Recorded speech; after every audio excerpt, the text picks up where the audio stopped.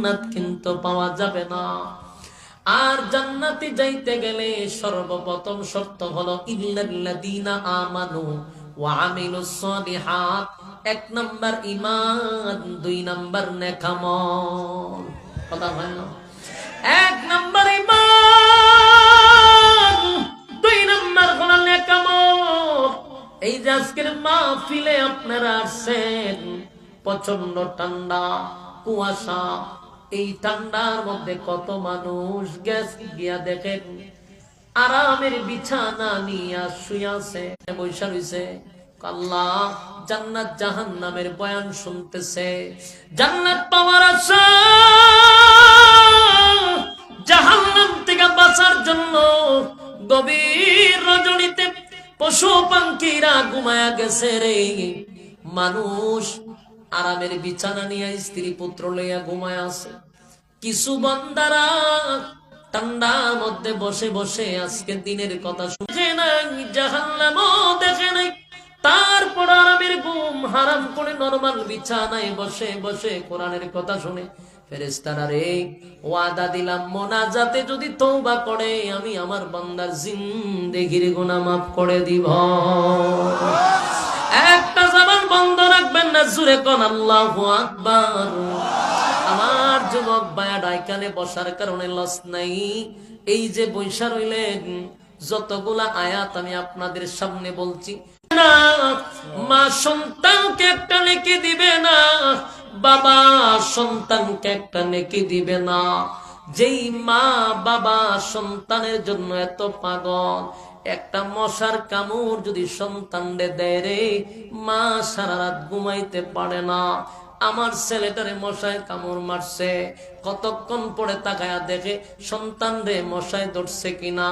তার মানে একটা মশার কামড় মা বরদাস্ত করতে পারে না। এত মায়ার, এত মহব্বত, এত ভালোবাসা মার ভিতরে আল্লাহ ঢেলে দিল। কিন্তু সেই মা হাসরের মাঠে সন্তানকে চিনা মা পরিচয় দেয় না, বাবা সন্তানের পরিচয় দিবে না। ইয়াউমা ইয়াফিরুল মারউ মিন আখিহি ওয়া উম্মিহি ওয়া আবি ওয়া সাহিবাতিহি ওয়া বানি।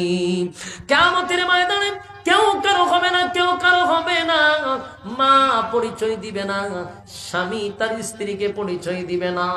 যেই বউয়ের জন্য মা বাবাকে বৃদ্ধাশ্রমে রাখলা, যেই বউয়ের জন্য মা বাবাকে গ্রামে রাইকা তুমি বউ লইয়া শহরে থাকলা, স্পেশাল প্লাডে তাইকা বউ নিয়ে আনন্দ ফুর্তি করলা, বউরে খুশি করার জন্য গয়না কিনে দিলা, 20,000 টাকার শাড়ি কিনা দিলা, বউয়ের নামে অ্যাকাউন্ট করলা, বউরে টাকা পয়সা দিয়া রাখলা। অথচ সেই বউ হাসরের মাঠে বলবে দুনিয়াতে আমার কোনো স্বামী ছিল না।